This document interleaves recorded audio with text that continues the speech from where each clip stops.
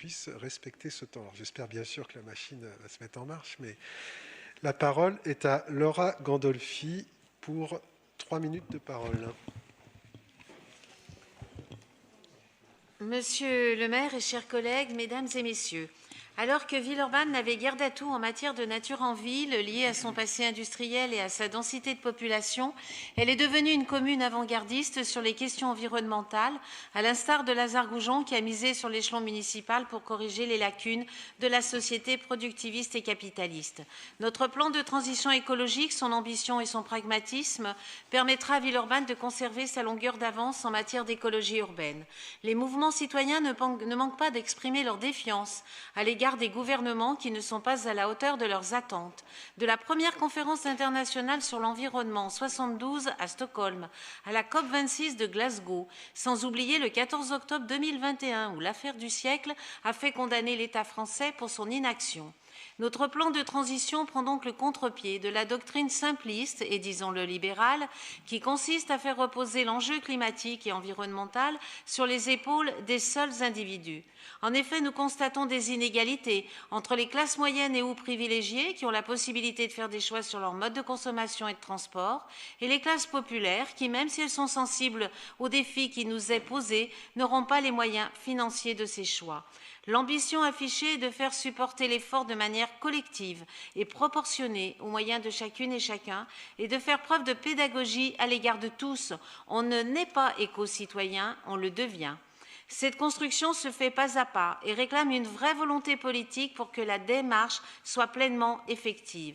Comme certains maires, nous croyons que les villes seront aussi le berceau d'une justice sociale et écologique et que le premier devoir d'une République écologique sera de mobiliser et de cultiver des citoyens éclairés sur les enjeux climatiques, mobilisés sur l'objectif de la transition énergétique, confiants dans les effets de celle-ci, car égaux devant les efforts à fournir et les bienfaits à en attendre.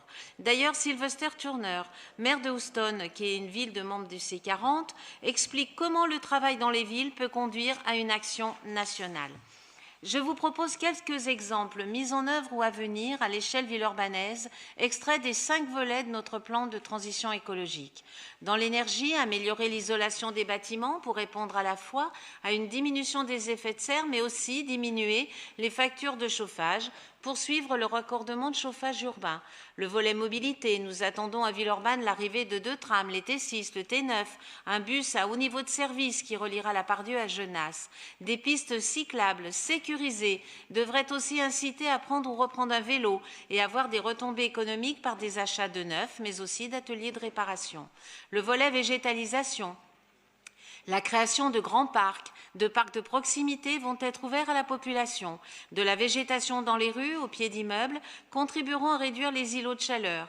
Les plantations citoyennes proposées aux habitants qui ont le goût du jardinage permettront de les augmenter dans une démarche commune, ville-citoyen.